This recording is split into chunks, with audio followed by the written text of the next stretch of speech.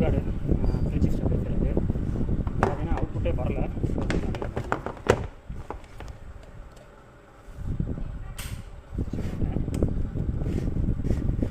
அதாவது பின் வந்தது அவுட் வராது. எவ்வளோ நேரம் ஆகியும் வரல. இது கம்ப்ளைண்ட்டு ஃப்ரிட்ஜ் ஓடினாங்க. இது கம்ப்ளைண்ட்டு. இது என்ன ஆகிட்டு பாருங்கள்.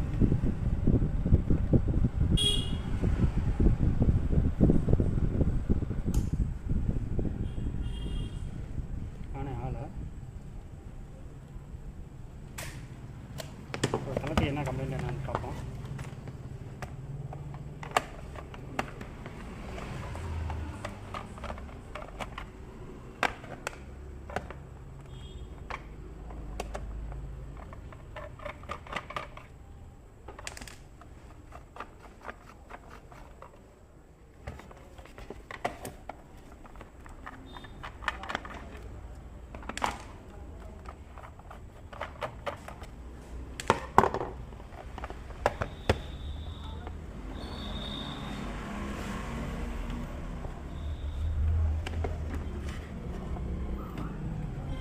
ஜாக் இருக்குது. இந்த ஜாக்கை பார்த்தீங்கன்னா இந்த ஜாக் எடுத்து தான் போட நம்ம கட்ட முடியும். போர்டு ட்ராஸ் பண்ணி செக் பண்ணதில் வந்து பார்த்திங்கன்னா இந்த ஃபில்டர் தான் போயிருக்கு. வீட்டில் வந்து கெப்பாசிட்டி வச்சுருக்கேன். கெப்பாசிட்டி வச்சுருக்கேன் பாருங்கள். இது பார்த்தீங்கன்னா 470 அதாவது 420 EF 40 வோல்ட்டு. எவ்வளோ காமிக்க பாருங்கள். இது ஃபால்ட் ஆகிடுச்சு. ரேஞ்சு பாருங்கள். முன்ன பின்ன மாறி மாறி காட்டுது. ஸோ 420 EFக்கு எவ்வளோ காமிக்க பாருங்கள். பார்த்தீங்கன்னா 195 EF கிட்ட காட்டுது. 195 EF காமிக்குது. ஸோ 40 வோல்ட் இது நம்மகிட்ட வேறு இருக்குது.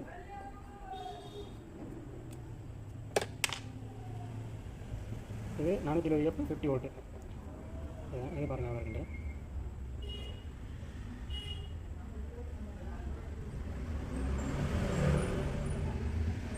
450.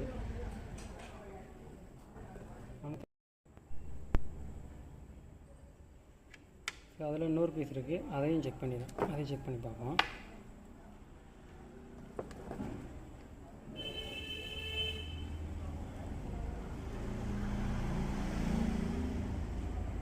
இது எவ்வளோ இருக்குன்னு பாருங்கள்.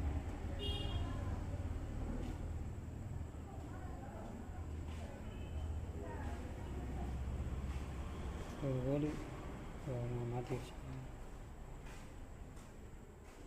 இப்போ பாருங்கள். 466 EF இருக்குது. இது 450 EF இருந்துச்சு. புதுசு எவ்வளோ இருக்குது, ப்ளஸ் ஆர் மைனஸ் இருக்குது. ஆனால் வேரியேஷன் இருக்குது பாருங்கள். புதுசு தான் இது 450 EF. இது 466 EF இருக்குது. ஸோ இன்னொரு பீஸ் இருக்குது, அதையும் பார்ப்போம் அவ்வளோ வருது. ஸோ நீங்கள் புது பீஸை ஒன் டைம் செக் பண்ணிவிட்டு போட்டிங்கன்னா நல்லது. செக் பண்ணாமல் போட்டிங்கன்னா மறுபடியும் கம்ப்ளைண்ட் இருக்கும். அப்புறம் வேறு என்ன கம்ப்ளைண்ட்டுன்னு நம்ம சுற்றிட்டே இருக்கணும். நம்ம புதுசு மாற்றிட்டேமேனு ஒரு டவுட்டில் இருப்பீங்க. இது பாருங்கள் 445 449 EF இருக்குது. அடுத்த புதுசில் அடுத்து செக் பண்ணுறேன். ஸோ புது பீஸ் எது போட்டாலும் சரி நீங்கள் செக் பண்ணியே போடுங்க, அதுதான் நல்லது. பாருங்க, இது 450 EF இருக்குது. இப்போ நான் வந்து இதை நான் போட போகிறேன். 460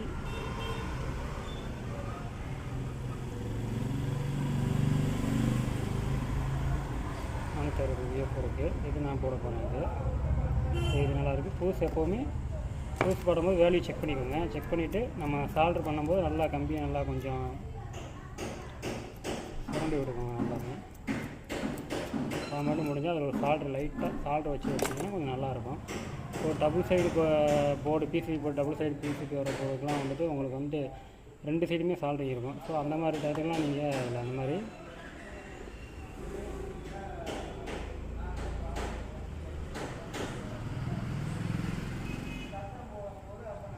லைட்டாக இப்படி சால்ட்ரிங் வச்சு பண்ணிட்டீங்கன்னா ஃபுல்லாமே கம்பி ஃபுல்லாக ஒட்டிக்கிறோம். அதுக்கப்புறம் அதுக்கப்புறம் நீங்கள் சால்ட் வைக்கிறதுக்கு ஈஸியாக இருக்கும். பிசிபி டபுள் சைட் பிசிபிலாம் ஃப்ரண்ட்டு அடியில், அதாவது கீழே மேலே 2 சைடுமே உங்களுக்கு சால்ட்ரு வைக்கிற மாதிரி வரும். பிசிபியில் அந்த மாதிரி இருக்கலாம். அந்த டைம் வச்சிங்கன்னா நல்லா ஒட்டிக்கும். பாருங்கள், மைனஸு ப்ளஸ்லேயும் எடுக்கலாம்.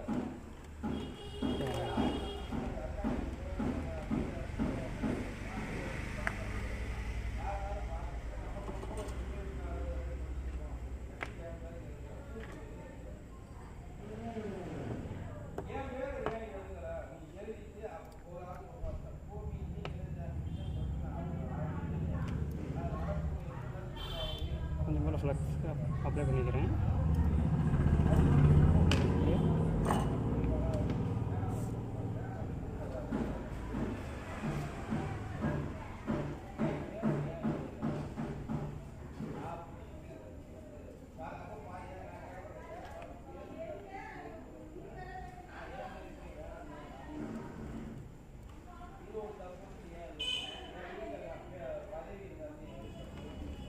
ஓகே,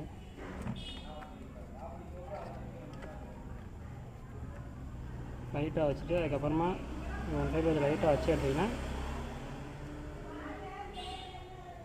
அங்கே மிஷின் சால்ட்ரிங் எப்படி இருக்குமோ அந்த மாதிரியே வந்துடும் உங்களுக்கு.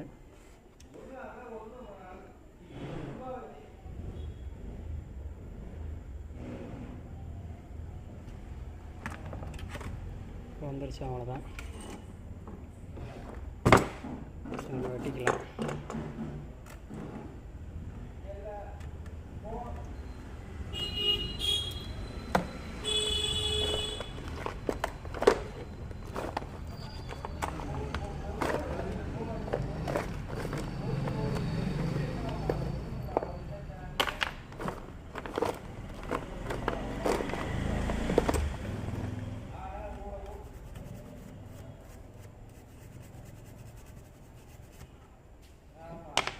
நம்ம ஆன் பண்ணி பார்த்துடலாம். அதை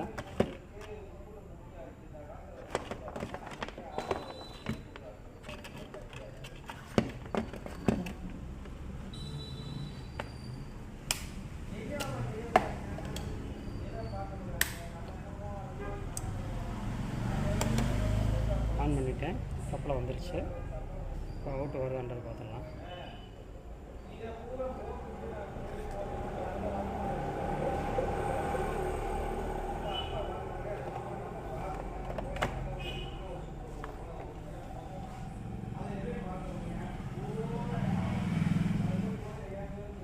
அவுட்புட்டுக்கு இந்த பல்பு மாட்டி வைக்கிறேன். அவுட்புட்டுக்கு வந்துச்சுன்னா பார்த்துக்கிறேன். எனக்கு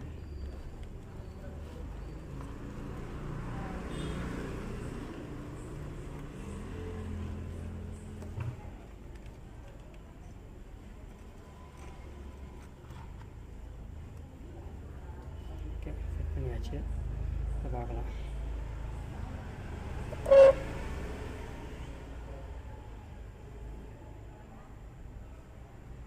பொதுவாக மார்க்கெட்டில் எந்த பீஸ் வாங்கினாலுமே நீங்கள் செக் பண்ணி போடுறது நல்லது. செக் பண்ணாமல் போட்டாங்கன்னா நம்ம போட்ட பீஸே கொஞ்சம் வீக்காக இருக்கலாம். கடைசியில் நம்ம சந்தேகத்தின் பதிலாக அதை மாற்றுற மாதிரி இருக்கும். நீங்கள் ஆரம்பத்தில் செக் பண்ணி போட்டீங்கன்னா அந்த பிரச்சனையும் இருக்காது. அவுட்புட் சப்பலாக வந்துருச்சு. ஒரு க்ரீன் லைட் எரியுது, லோடும் லைட்டு எரியுது. இப்போ ரெடி ஆகிடுச்சு பீஸு உங்களுக்கு. நான் அமர்த்துறேன். ஸோ மறுபடியும் ஆன் பண்ணுறேன். மறுபடியும் ஆனா 3 நிமிஷம் கழிச்சு ஆன் ஆகும்.